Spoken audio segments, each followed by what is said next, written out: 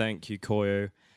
We're extremely excited to have you all here at 154, and we have I have the pleasure of introducing our wonderful panel. Beginning with Bisi Silva. Bisi Silva is an independent curator and founder and director of the Centre for Contemporary Art Lagos, which opened in December 2007. She co-curated The Progress of Love, a transcontinental collaboration across 3 venues in Nigeria and America. She was co-curator of JD Odike. Yeah. We're all getting our pronunciations wrong. And that's Moments of Beauty at the Kiasama Museum of Contemporary Art in Helsinki. She was also curated Praxis, Art in Times of Uncertainty in September 2011. Silva has participated in several international conferences and symposia and written essays for many publications, as well as international magazines and journals such as Art Forum. We also have Amado Chab Touré. Amado Chab Touré is Professor of Aesthetics, previously lecturing at the AINA, National Institution of Arts. He was director of Chab Gallery from 2000 to 2006, the first contemporary African art gallery in Mali, until its move to Bamako in Ségou, where it became a space for arts known as Carpe Diem, which is also showing upstairs at 154 Contemporary African Art Fair. Further incorporating a bookshop and a coffee shop, Touré is also an independent curator, writer, and art critic. And then we have Antonia Carver.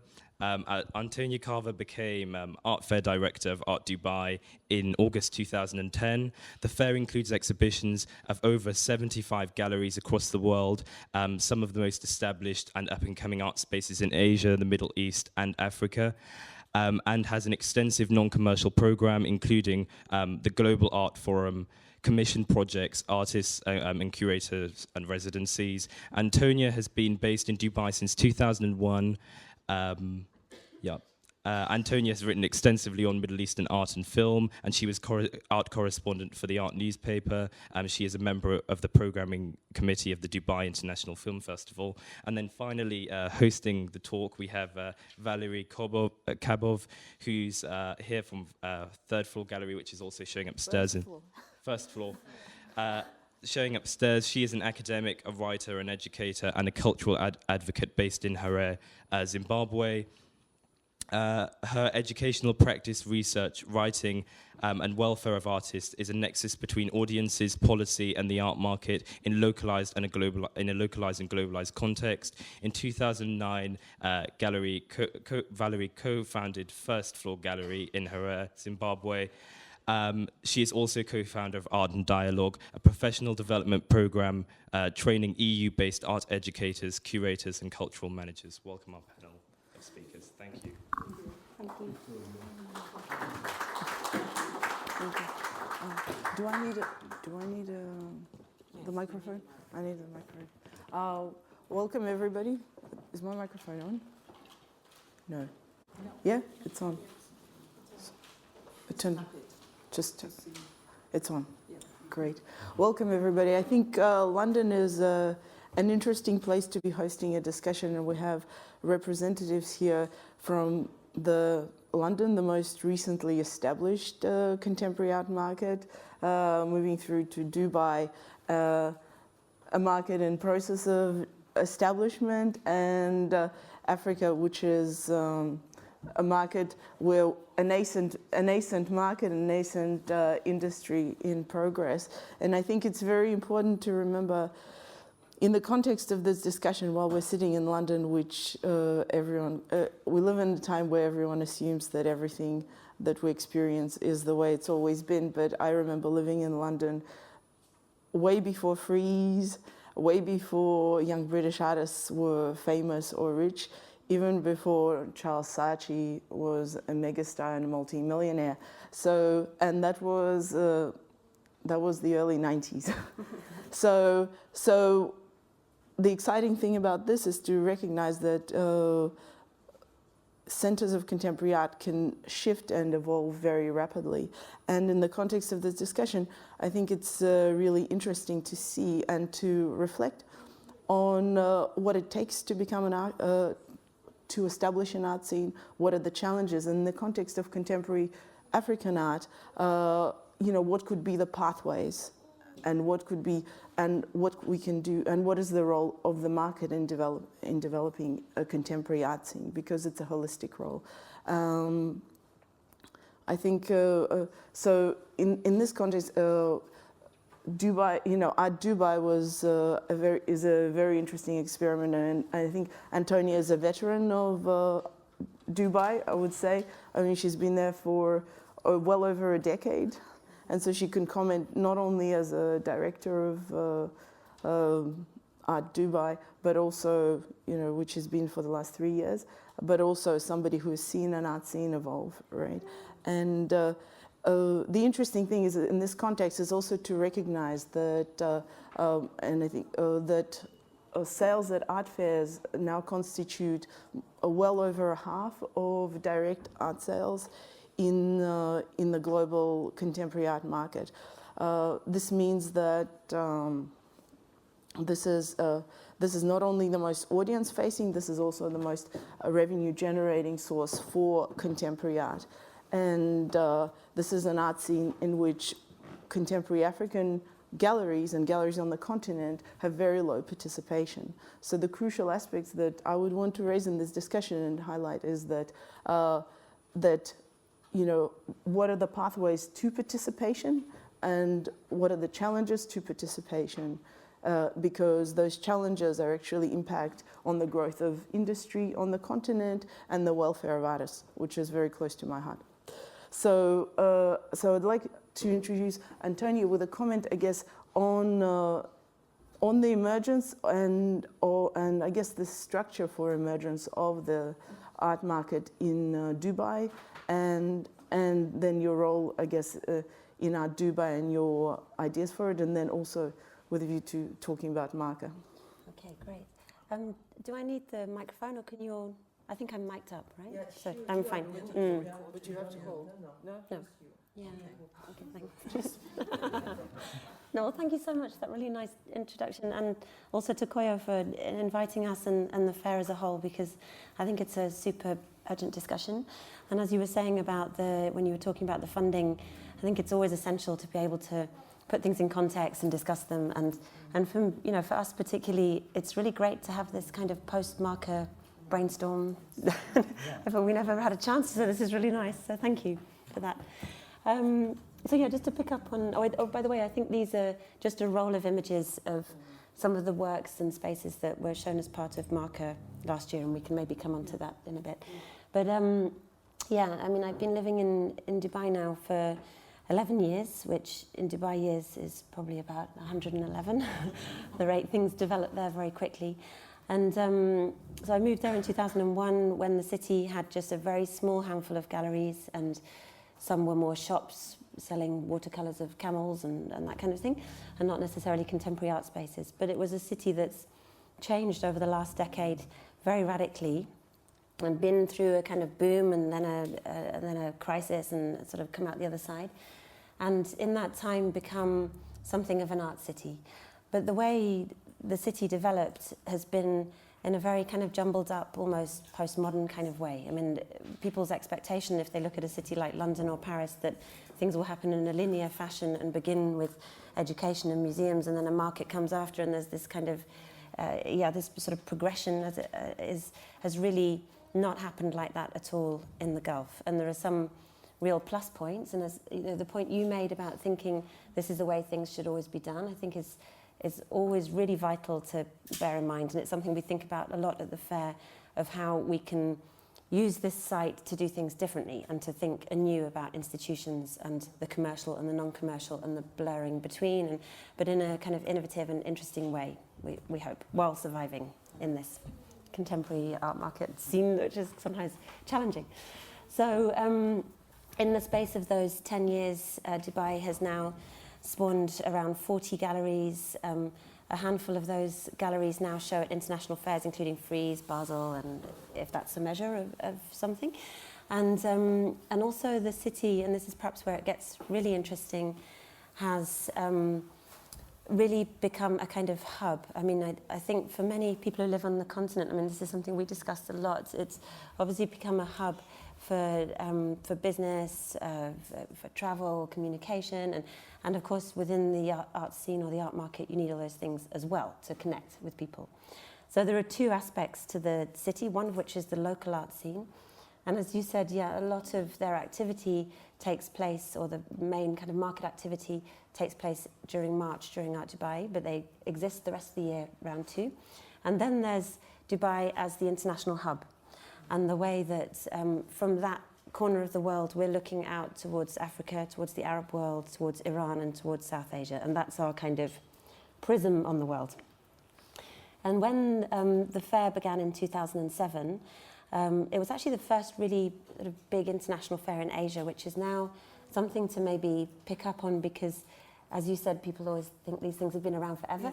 But of course, after Art Dubai came Art Hong Kong, Art Stage Singapore, a huge kind of proliferation of fairs and biennials and events in Asia and in the Middle East. And of course, increasingly in Africa too. And the fair began with 40 galleries, it's now grown to 75.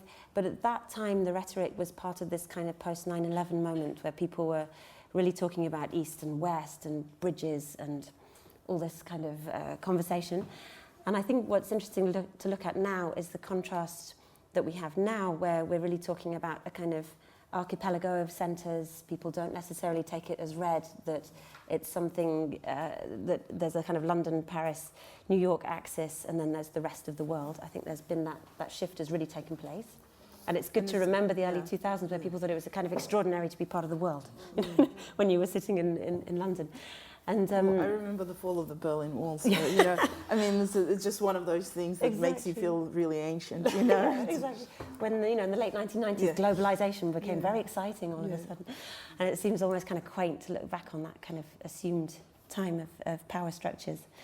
And what's interesting now, I guess, is that it's recognised that perhaps the most urgent conversations to have are between the different art centres that exist on the African continent, those in the Middle East, looking across to Asia, and for us to have these kind of conversations back and forth. And it so happens that a byproduct of that is very interesting to museum directors, curators, critics that are living in Europe and America.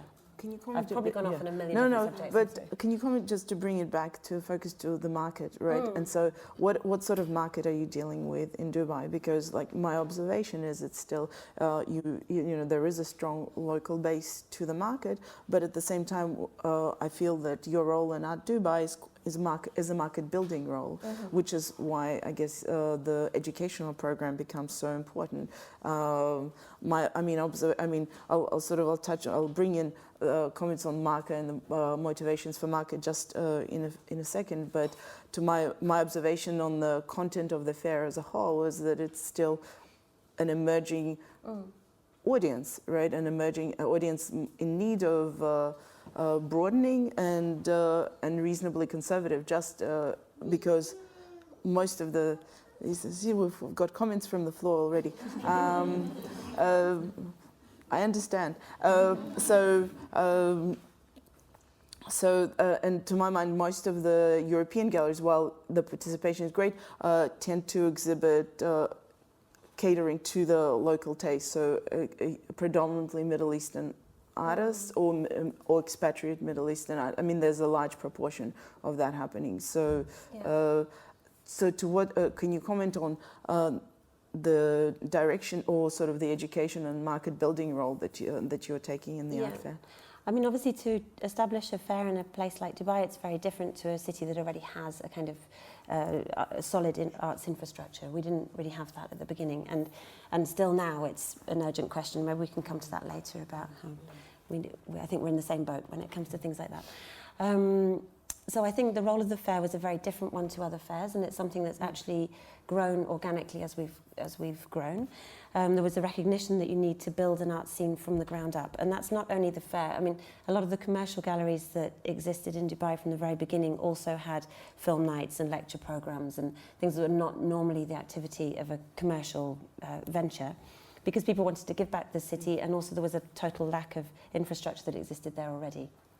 And So we, I think there's, it's maybe worth mentioning also that in the early 2000s, there were obviously lots of mini markets existing around the place, particularly in Beirut, in Cairo, in Tehran, in Amman, and other cities. But they didn't, at that time, there wasn't necessarily a recognition that they were part of a Middle Eastern market. And of course, this geography is slightly arbitrary, really. I mean, we share North Africa between the continent and the Middle East. It's called and marketing niche. Exactly, and the term Middle Eastern art is really sort of a construct of the last decade. But I mean, it's obviously a very handy, useful one, and we use it all the time. But it's complicated. And the way that Dubai acted, which is very similar to what it's done in business, for the advertising industry, for tourism, for traffic and airports and things like that, is that it brought those kind of various art scenes together and created a kind of conglomerate or a meeting point.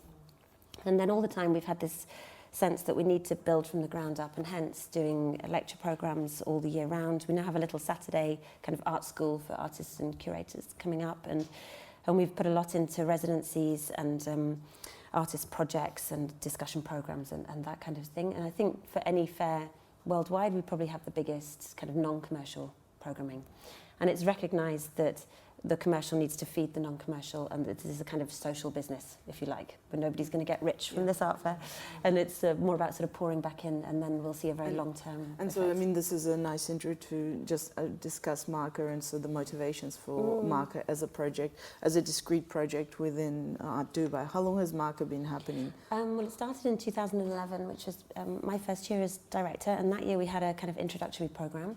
The idea was to focus on a particular theme or geography, and really kind of highlight what was happening in that particular, through that particular prism.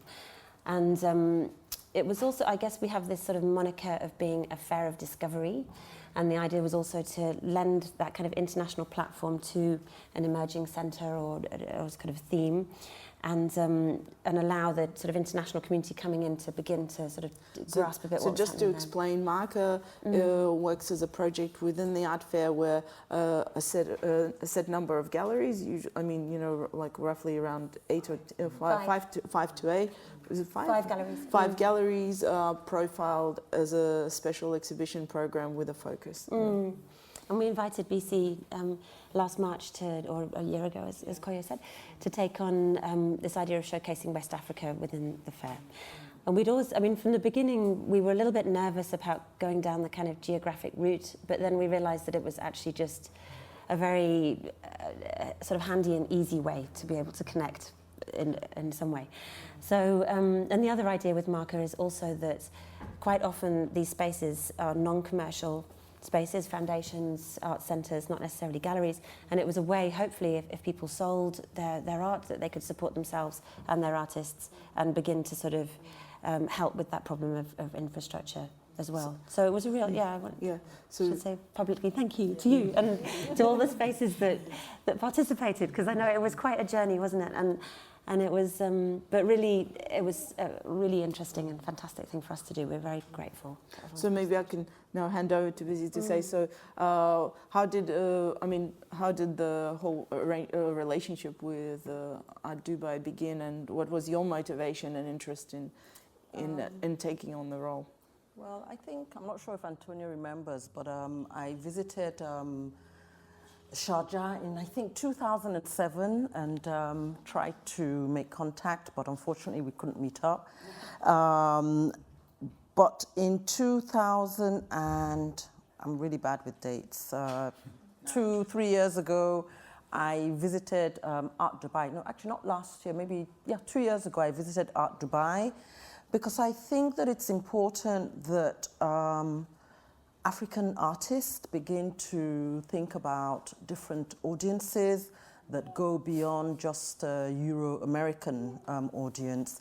And personally, I was interested in having more relationships with what I call the global, or what's now called the Global South. And I thought, well, Dubai would be a good place to start. 1, I'd been there before. 2, I'd been following art in the Middle East. And three, a lot of Nigerians also tend to go to Dubai. It's actually a place we call the second home of Nigerians. So I thought that, with these three aspects, what are the possibilities of engaging with the art fair? When I went in 2012, I think, I met up very briefly with Antonia and talked about my interest. At that time, it wasn't so much about Marker, it was about CCA taking part in the art fair.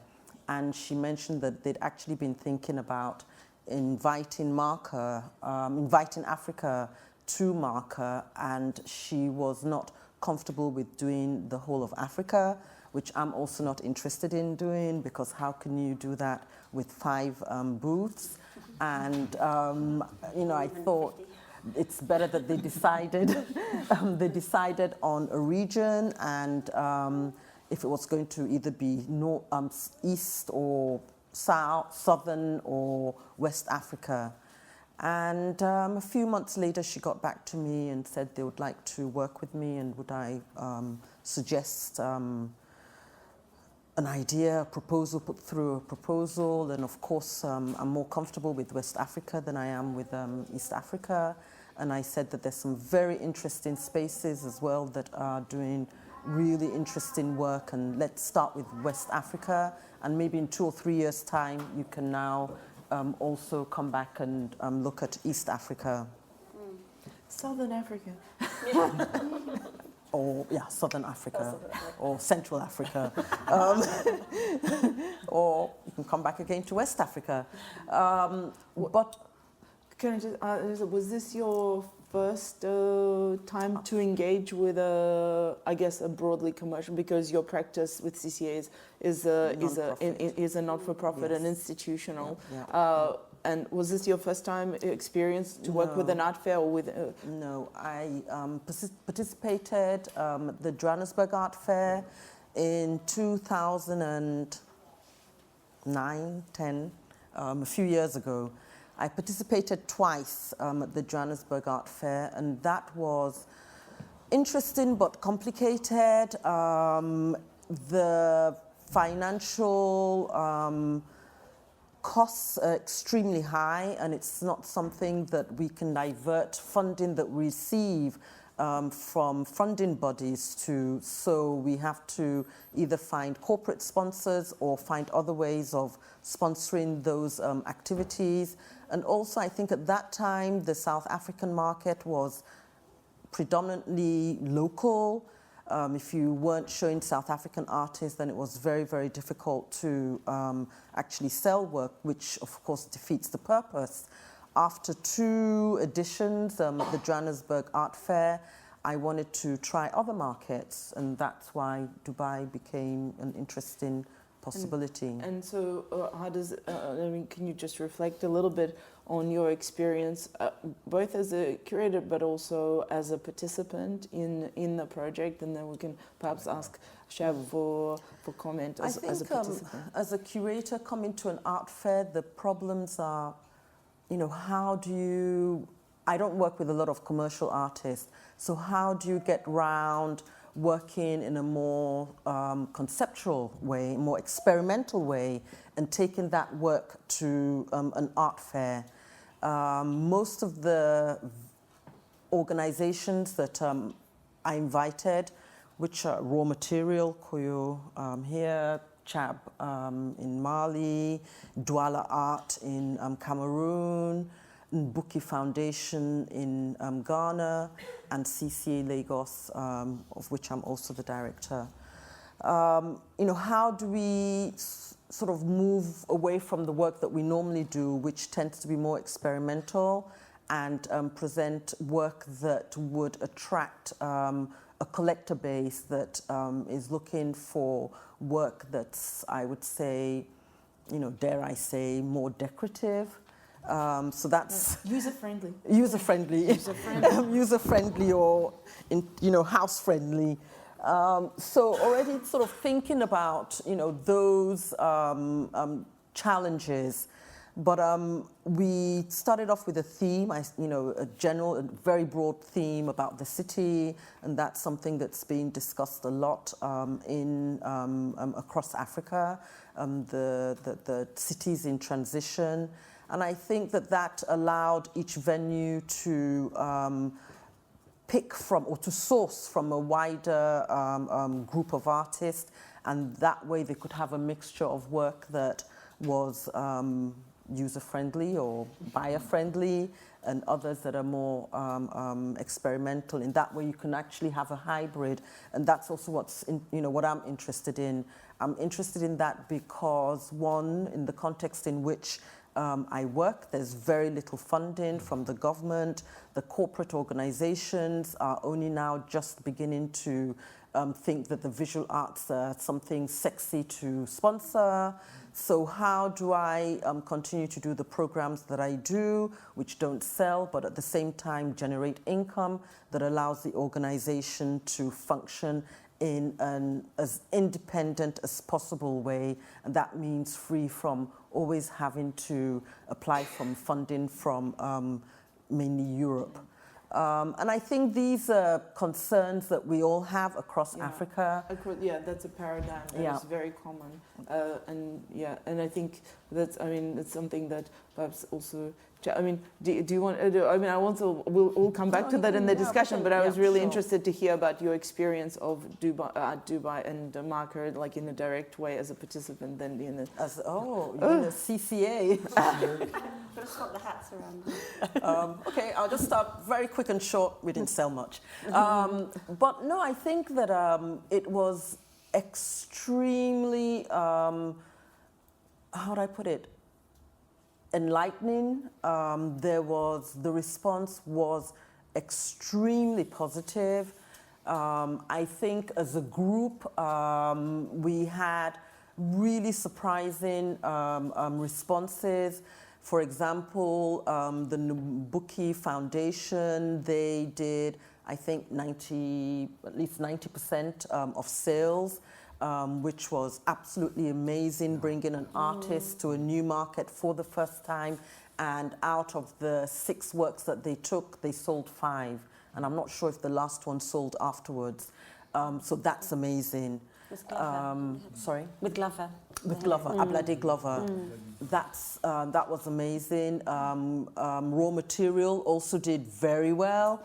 I think they would have done 60 to 70%. If not more, at least the last count. New artists, new market. So I think that it's really gratifying to be able to go into such a context and have such an amazing result. And Douala Art as well, they did very well, as did Chab.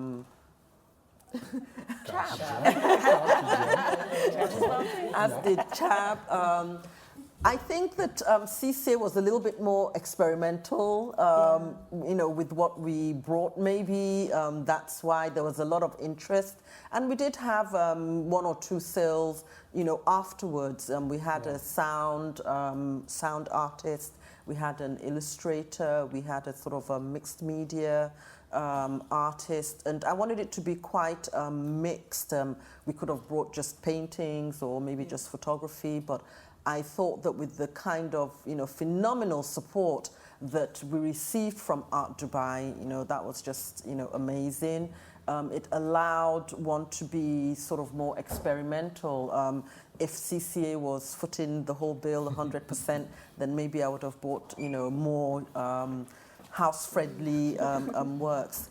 And the interest also from other organizations and other cultural producers in Dubai was phenomenal. They wanted us to come back and do pop-up projects or do other exhibitions, some of which we will try and take up, maybe not immediately, but at least in the coming years. I don't know. Well, maybe this is a good opportunity to ask Chab on how was your experience directly as a participant, but also in the context also of your practice or your work in Mali, right? So what does it mean? Because one of the concerns that I have is that, as you've raised the issues, that the predominant structure for operating on the continent is that of a not-for-profit, which creates non-commercial experience and non-commercial paradigm, which means that a lot of African art managers are not experienced in dealing with the market, even though you can have, 20 or 30 years of experience of working in the arts and dealing with artists. You have very little direct context for with a market-based audience. What does it mean to sell? And then there's kind of potentially an inherent fear of that engagement. So how do you feel? Are you too sweet? Okay. So, I understand what your vacation. I just ask to everybody to let me speak French because I'm very easy in French. So I have a young girl will translate for me. Non, c'est bon, c'est pas la peine de traduire. Juste pour répondre à sa question. Moi, j'ai été à Dubaï comme quand Armstrong est allé sur la Lune. C'était un peu comme ça pour moi. C'est vrai que Bisi, que je connais depuis longtemps, elle me dit un jour, elle m'appelle, elle me dit « Chab, tu es où ?» Je dis « Je suis à Ségou ». Il dit « Bon, il faut qu'on se parle ». Bon, on commence à se parler au téléphone. Elle me dit « Dubaï, je dois présenter 5 galeries africaines à Dubaï ». J'ai dit, wow, c'est quoi cette histoire? J'ai dit, moi, Dubaï, c'est les téléphones, c'est les Maliens vont à Dubaï tous les jours pour acheter des téléphones qu'ils viennent vendre au Mali. Le marché.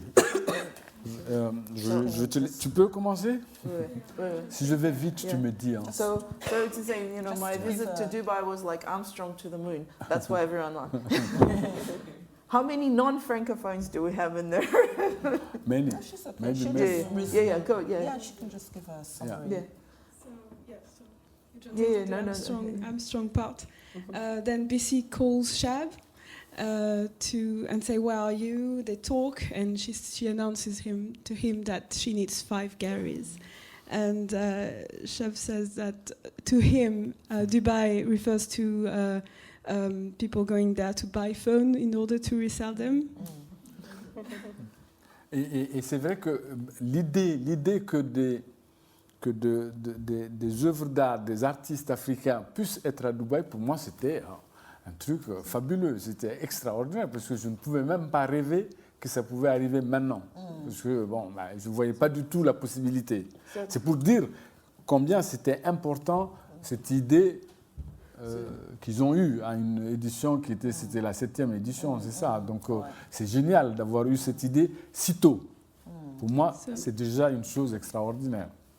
So the idea to have actually works of art from Africa in Dubai was to me fabulous and extraordinary. It was something I couldn't dream of, and this is to say how important it was that they did it during the 7th edition. Et comment ton expérience? Oui, moi j'ai pas vendu, comme elle dit, j'ai vendu très peu et j'ai vendu après la foire. Mais, il y a un grand mais. Avant Dubaï, la première foire importante à laquelle j'ai participé en tant que galerie, c'est la foire d'Arco à Madrid en 2004. Et j'ai beaucoup vendu. Et puis après, je n'ai pas eu les possibilités de repartir, ce n'était pas grave. Mais en 2006, il y a une jeune femme qui m'envoie un mail. C'est une galerie iranienne. Elle me dit, est-ce que vous pensez que c'est intéressant d'aller à Arco? Je lui ai répondu, je lui ai dit, mais pourquoi vous me demandez à moi? Elle me répond, elle me dit, j'ai vu dans le catalogue de Arco 2004 que vous y étiez. Et vous êtes la galerie la plus proche de moi économiquement, et donc je voulais savoir votre avis. Je lui ai dit, ben voilà, déjà le fait de me voir dans le catalogue d'Arco, ça vaut le coup que vous y alliez. Et elle m'a dit, vous avez parfaitement raison. Et donc c'est pour vous dire que moi, Dubaï, rien que d'y aller, de montrer les artistes que je défends, pour moi c'était très important. Et je me suis dit, je vais inévitablement vendre. Et j'ai vendu. J'ai vendu après Arco. 3 mois après, j'ai vendu une pièce importante à une galerie qui est d'ailleurs en ce moment à 154. C'est le musée de Malabo en Guinée équatoriale. Ils m'ont acheté une pièce qu'ils ont vue à Dubaï. Et j'ai vendu. Oui, il faut qu'elle traduise. Mais j'oublie, il faut qu'elle traduise. Ça va être difficile pour toi. On va couper, on va demander à chacun d'expliquer son voisin. He was talking a little bit about the first time he went to an art fair was in 2004 to Arco. And at Arco in Madrid, he sold a lot. He did very well there, but due to circumstances beyond his control, he was unable to attend again. The second, did you go again in 2006? No, 2006? No, someone. Okay, so in 2006, 2 years later, a gallery from Iran got in touch with him to ask that, is it worth her while taking part in Arco? And he asked her, but why are you calling me to find out about that? She goes, because I looked through the catalogs and, you seem to be the closest person or closest region, gallery to what I'm trying to do. So basically 2 galleries, I guess, from, countries that are not known for their art participating. And, he said the fact that I'm in the gallery, that you know about me, that you've called me, means that it's actually worth your while, taking part. So, what do you say for that? Dubai, for me. So Dubai was sort of... Just to be in Dubai for me, excellent. I haven't sold in Dubai, but it's important to be there and to present the artists that he represents, that he defends, that he believes in. But what is good is that 3 months after Dubai, he did sell some work. So in the end, something has come out of that experience. So I want to yes, Antonia. Yeah, sorry, do you mind if I just, I think what you're saying is really important because so many galleries, regardless of where they're from, and often say that it's the after sales, and also just about this idea that it's not all down to necessarily what's being bought at the fair, but this kind of long-term marketing exercise where museum directors and curators will see your booths and begin to think. And part of our aim, Bisi and I were just sort of thinking, how do we shift those people's thinking so they actually put West Africa on their radar and make that natural part of their research process? My impression is that perhaps Marco was present the most courageous work, in the fair, in the sense that less, more innovative than the rest of the commercial galleries taking part, and so you have to respect that sort of endeavor in a real sort of endeavor sense of the word. Like I said, the support that we received, which the other galleries weren't. So if we were on our own, then maybe would it have been as innovative?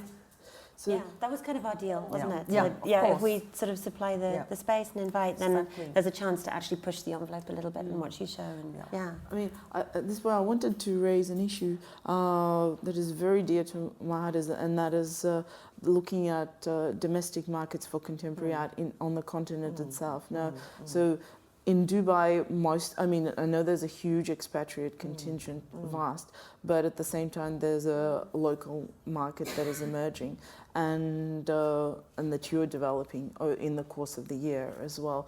One of the key things in participation in the market is that a local art scene is supported in its own local environment. And that is one of the big challenges for contemporary art and practice. And so while we participate in international fairs, I had a very provocative question asked of us by a BBC journalist this morning, saying, so do you think London will become the global centre for contemporary African art? Because very few people want to go to the continent. Trust the BBC to be diplomatic. So I chose to not answer. I left it over to my partner to answer the question in the most diplomatic way possible. And I think I'll leave it to Bisi to comment and to Chab to comment on the issue of shifting global centers, which Antonia raised, but also on the importance of developing local markets? Well, you know, I like to think that what I'm doing is not for a Western market or a London market. In fact, you know, that's barely on my radar. I think what's really important is how can we develop the local market, the market in Nigeria, which is actually extremely vibrant. I mean, I would say that, Probably you know, the most vibrant in Africa. south of the Sahara, you have South Africa and Nigeria that have a very, very dynamic art market. The collectors are there quite active, and we have, you know, a few that are almost obsessive in the way that they collect.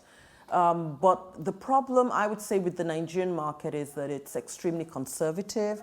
There are very few collectors that are collecting outside of painting and sculpture, you know, painting first, then sculpture, a little bit, a very, very tiny little bit of photography that's starting up over the last year or two, and, you know, anything else is not yet being considered.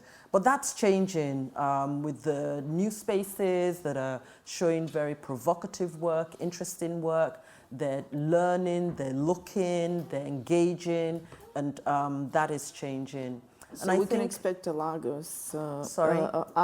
Art Lagos coming up in the future. You know, watch the space. You know, it could be coming sooner than you think. There've been contingents of Nigerian collectors in London, for sure. Sorry? There've been contingents coming through of Nigerian collectors here in London, which is super impressive. It's good because they really want to see, you know, what's out there, and, you know, begin to look at it on an international, also expand their collection beyond Nigeria. And what about you, Chab? What is your experience dans le marché à Mali? En fait, le marché, en fait, c'est pas important. Là où se trouve le marché, c'est pas ça qui est important. C'est ce qu'il y a au marché. C'est-à-dire, moi, j'ai une position très, très particulière sur le marché.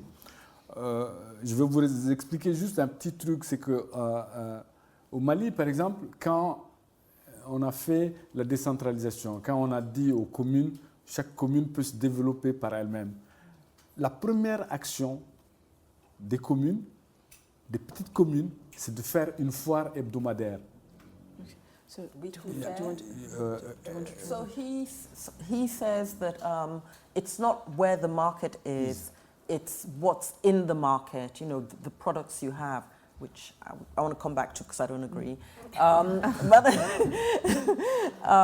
he said that in Mali, what has happened is that, you know, since they've had this decentralization from the central government, each commune is like an arrondissement, each quartier, you know, each neighborhood, borough, has started doing a weekly fair, is it? A weekly fair. Weekly fair. Yeah. For everything, for all the products. Yes. Why? All the Pourquoi? Parce products.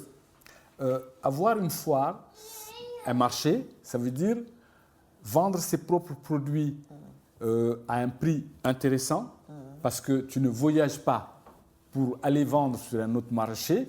Je dis bien, tu ne voyages pas, c'est tu es chez toi, tu fais le marché, les gens viennent, ils achètent. Le prix est intéressant. Deuxième chose, c'est que tu as d'autres marchés qui viennent avec leurs produits sur ton marché. Et du coup, ça développe l'économie et ça développe aussi les idées des gens. C'est ça qui est important sur ces types de marchés. Maybe tu peux traduire. Tu peux traduire, vas-y. No. I've now forgotten. But I think so I think that there's a neighborhood fair, and so the idea is that where everything is sold, and in that context, there's a price that is a local price that is accessible to the locals. So, and it is an interesting price. So it's a price that is set in the local context, but enables a lot of people to participate. It means that artists are able to earn a living, right, and get support from their community, which is incredible. But also at the same time, they get used to the idea of that buying art is something. Is that? Ouais, c'est ça, c'est exactement ça. Et donc, pour revenir au marché de l'art africain, il y a une première étape. Nous, on a connu, moi j'ai commencé ce travail il y a à peu près une vingtaine d'années. Bon, au début, je vendais au Mali. Je vendais au Mali. Je faisais des expos en Europe, un peu. Ça vendait plus qu'au Mali. Mais je ne faisais pas de foire. Et puis, il y a une étape, une deuxième étape, c'est cette étape. C'est-à-dire, il y a des endroits dans le monde où on peut rencontrer plusieurs galeries qui présentent des artistes africains. Je ne suis plus le seul, on est plusieurs. Et on voit la diversité du travail des artistes africains. Et ce qui manque à l'étape où on est, ce qui m'intéresse, moi, c'est comment les artistes eux-mêmes peuvent être dans ces foires, pour voir le travail, pour comprendre comment ça se passe. Parce que moi, j'aurais bien voulu avoir 2 artistes avec moi ici pour qu'ils voient juste comment ça se passe, comment ça se passe le marché. Parce que il y a beaucoup de questions que je me pose, auxquelles j'ai des réponses, et je sais qu'ils se posent les mêmes questions, et j'aimerais qu'ils aient la possibilité de voir les réponses possibles. Et c'est ça qui est important, que ce soit à Londres, à Paris, ou à Lagos, ou en Afrique du Sud, c'est comment on est sur une foire, avec quelle qualité de produits artistiques, quelle qualité d'art. Parce que je pense que 154 est une très belle foire, une très belle idée. Mais comment rester une très belle foire? Comment?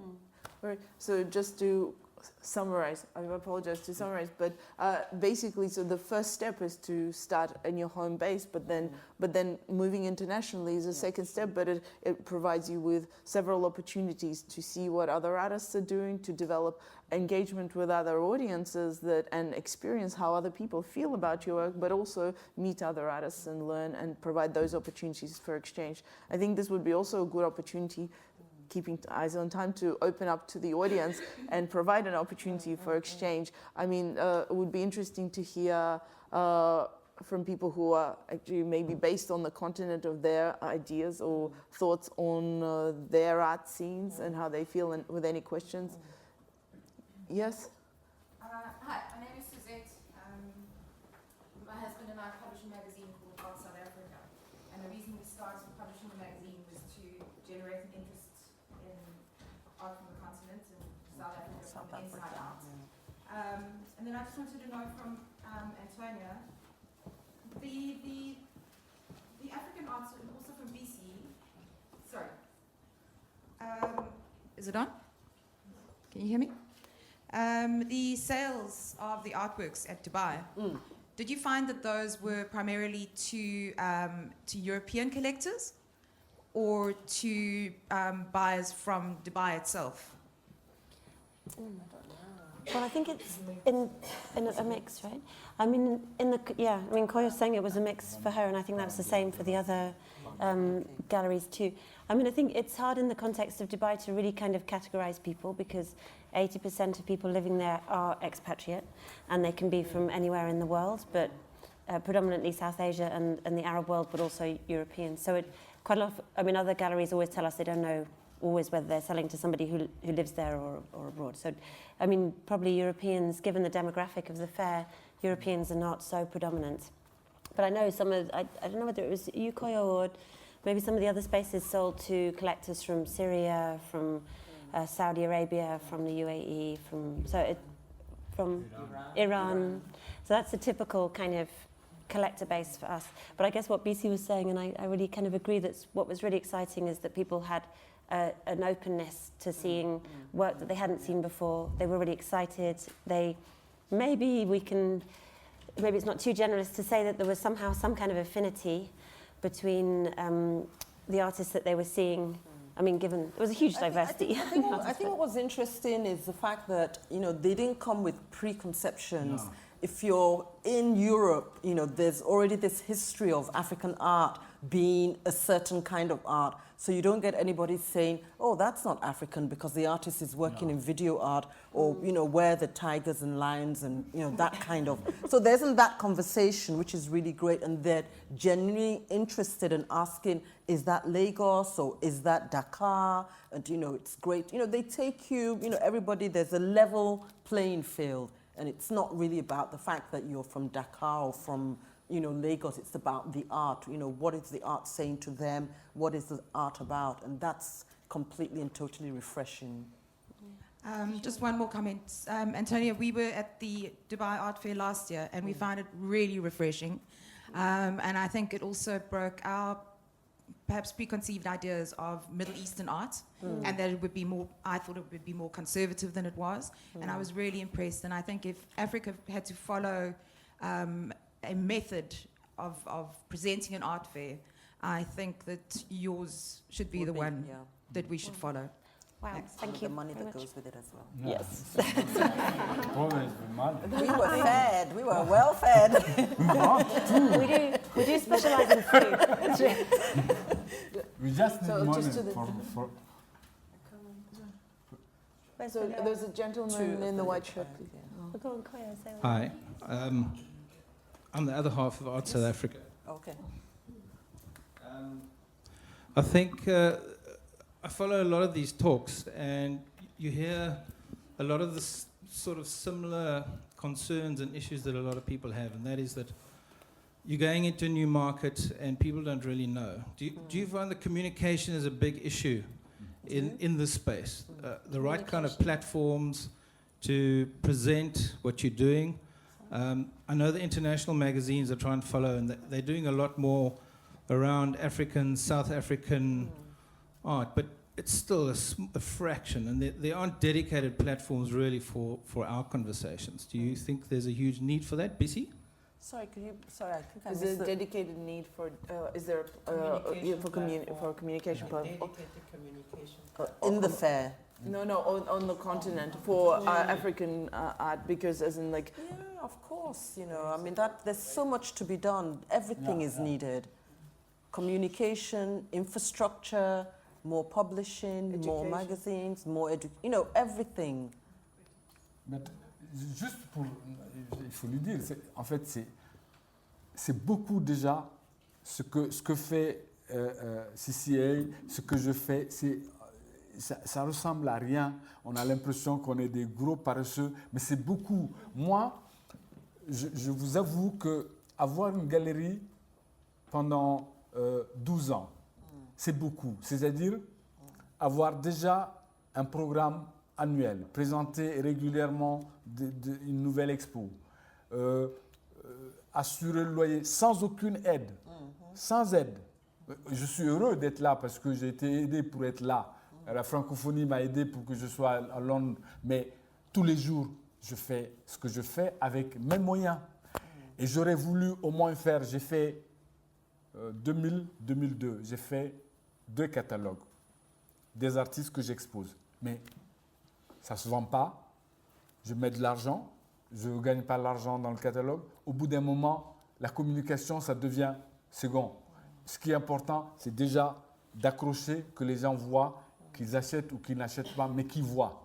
Il y a beaucoup de choses à faire et si on se met ensemble, all together, Dubaï, c'est ça, c'est qu'on était 5 galeries africaines. Le jour où on va se connecter en galerie africaine, on va s'organiser, on pourra faire des choses. Mais pour le moment, chacun fait comme la petite fourmi dans son coin et c'est pas facile. C'est ça qui est important. So just to summarize that, the idea is that we have a very little support, right? Infrastructure, and you have to do things already are already doing a lot. That there's a lot being done, even though it seems as if there isn't much being done. He's working extremely hard without support. He has a gallery. He's been around for 12 years, doing yearly programs. But, there's still a lot to be done. So the important thing, he's published as well. He's put a lot of his own money into the activities that he's doing, but still more needs to be done. And I think that's, what you're saying. And I think he's also saying that when we start working more together, then, the visibility will increase. But at the moment, everybody is sort of doing their own thing. The lady at the back, and then the gentleman right in front. Yes. My name is Sandy Obiago. I'm an art collector, and I'm also active in the art space as a filmmaker and as a presenter. I think first of all, I'd just like to really commend Bisi and her group of galleries, Chab, and for all the galleries that came to Art Dubai. We were really, really proud of you. I think, yeah, they really deserve an applause. I think that there is a disconnect between the very progressive work that you're doing and the amount of resources that there are in Africa, especially in the private sector. And the issue is that there is an incredible amount of support for the arts, but the dialogue hasn't been established sufficiently yet, because I'm here and I'm walking through Freeze, and I'm asking myself, 154 galleries should be at Freeze. What's it gonna take to move you there? Money. If you were to join together, come up with a proposal, and go to the top collectors and banks and say, for the next 3 years, our strategy is to be at Basel, to be at Freeze, to be in these various platforms. Give us the support. You would get it. Because it is our desire as well as collectors to see African art showcased and exposed and appreciated. So I think that we're starting to scratch the surface, but there's so much more to be done. And the key is collaboration and communication. Because if you don't ask, nobody will give you. So it's one thing to say we're under-supported, but it's another thing to ask yourself, what have I done to ask for money? You see, because the banks, everybody wants to go and show. You know, Nigerians, we like to show off, right?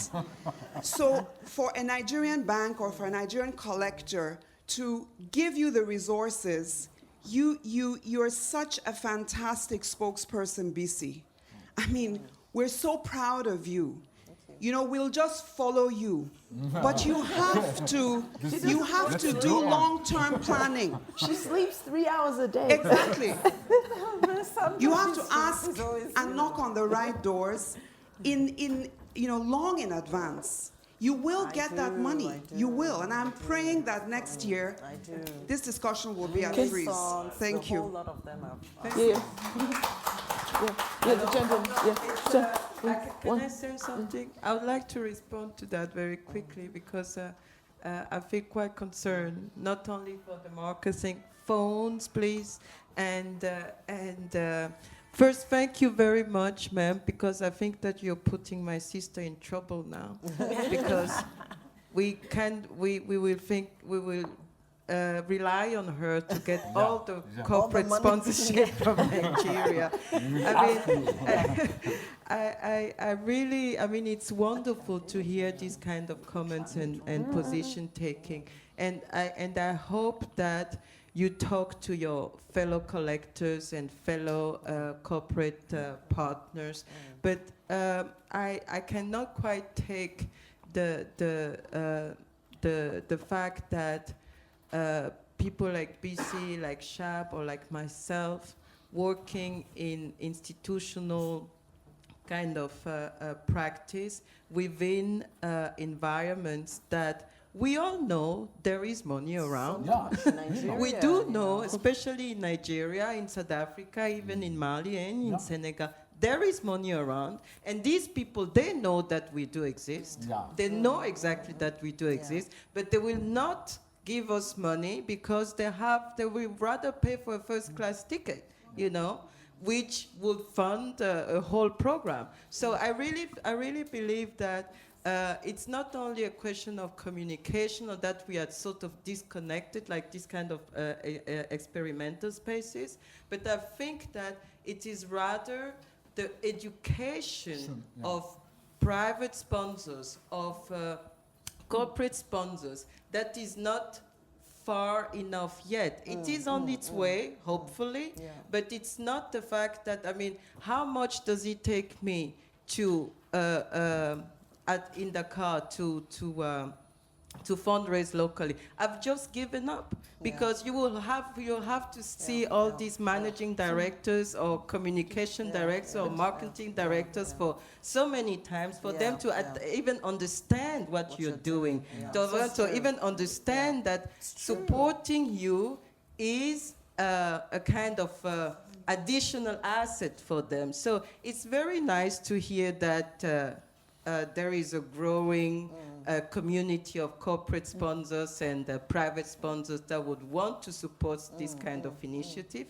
We will write to you all, you know. That's absolutely true. But what I wanted to get to very quickly before we are over time is that because we had a panel yesterday, which is the continuation today with market economies and galleries and exploring new territories.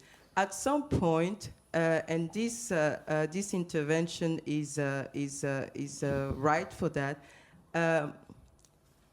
Marker is an amazing initiative within the commercial fair, and really kudos to the thinking and inspiration of Antonia to initiate such a program. It's not only because of the Africa focus this year, but Marker has been focusing on other regions, and I think the next region is like Southeast Asia, Central Asia, which is also a region that is absolutely underrepresented globally.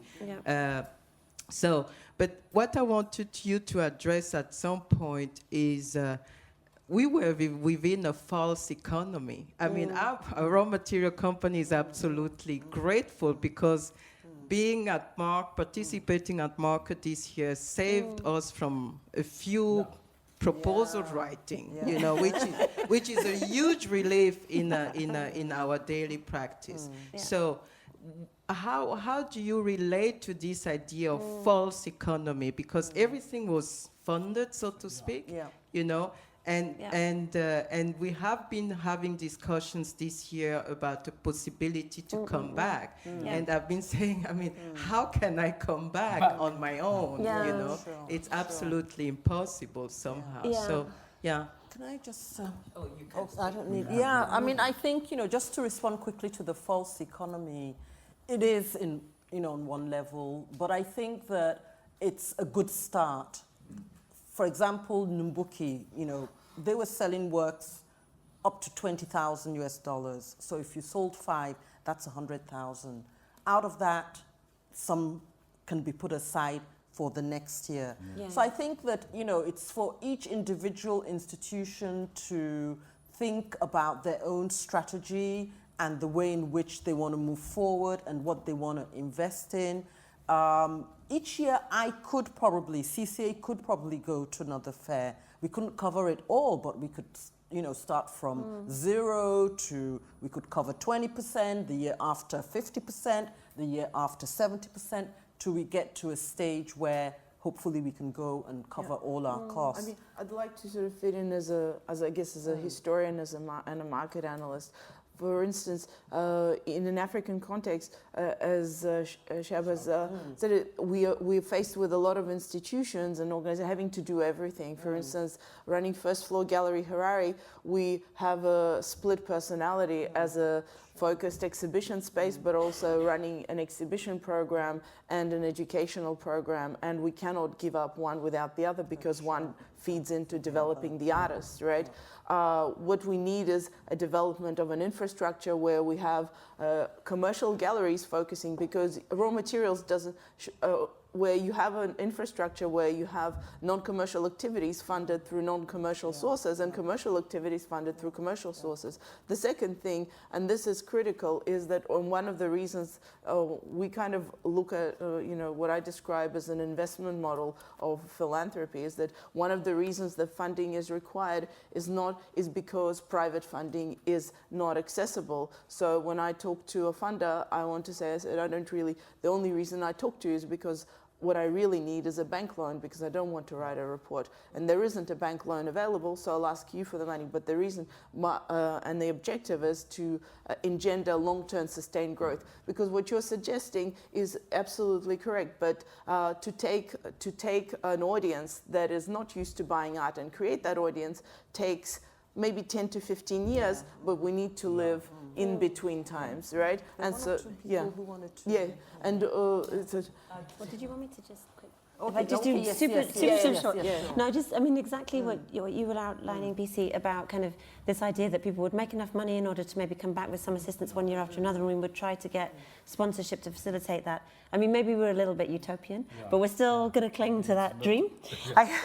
Because I think it's, I mean, from Art Dubai's perspective, it's very important that we are representing galleries from the various different art scenes of Africa. It's really crucial. And it's something that we need to build on as we go forward. But I think the other lesson that maybe we learned in Dubai that perhaps is somehow useful or maybe something to think about is just the sense that what happened in Dubai was almost like a kind of homecoming. And a lot of Arab and Iranian gallerists and artists have said what was most beneficial for them was that finally they had a base that was in the region itself.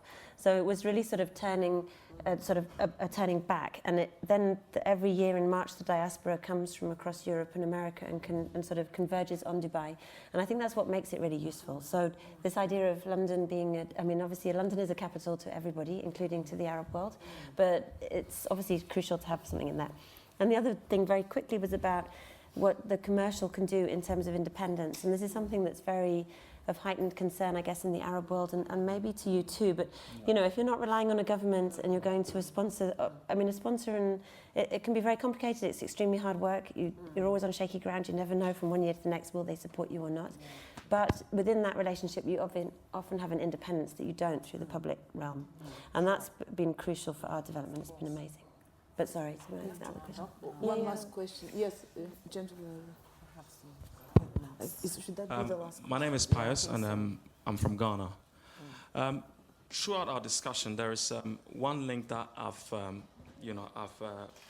established, which is we have a very dynamic and incredibly, vibrant art scene, but there is no one telling the story. There is no one actually communicating the work that the artists are doing. Now, one of the reasons why I came here was to really sort of get to know some of the artists and really meet people like Bisi, and then, have a discussion around how we can actually promote the work on the continent. And I wanted to ask a question especially to Bisi. Do you see a direct correlation between Africa's perception roundly and the perception of our artwork? Is there, a direct correlation through your travels? That's a tough one. Just in one word. Yeah. That's a tough one.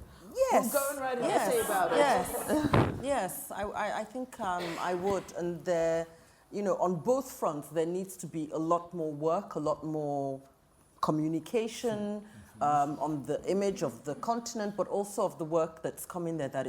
And that's, I think, what a lot of us have been trying to do, that it's extremely diverse. I think that was a concern when we went to Dubai, that you can have somebody like Ablade Glover, who works in a more traditional way, and these are but engaging with topics that are very important today, the changing landscape in African cities, or you could have somebody from raw material that's, dealing with maybe the impact of religion in cities today in Africa, or, CCA, for example, dealing with like a sound artist, that's collecting, that's documenting the changing cityscape through sound. So I think that, and most people think, it's nice images of, tigers and lions and whatever, I don't know. So, there has to be that, work, that development, that presentation and that projection that shows that there's a diversity of artistic practice coming out of the country, out of the continent, and You know, But there isn't anything you can define as being African. Because we are cultural ambassadors. Like in our experience, I mean, first of all, Gallery Harare has sort of done exhibitions now in, say, Bangkok and Paris and Berlin. And at every stage, we find that we become cultural ambassadors for the country and advocates for the country and for changing perceptions. I mean, one of the first comments that we had when we had an exhibition in Paris was, "Oh my God, but this looks like contemporary art." And we said, "Wow, yes," you know, but this doesn't really look African. I mean, it's like it's you know, and so in a way, art becomes because we're in an international forum, we do have that chance to influence opinions in a way that news media prevents us from doing often, which is saturated with negative imagery, you know, and all the stereotypes that we really. So art is actually a really important vehicle for changing stereotype perceptions. Exactly. Yeah, definitely. I just wanted to I just wanted to add something that the wonderful lady said before, because she was saying that she would like to see us at Frieze and at other places. If you know the shyness of these established spheres to consider.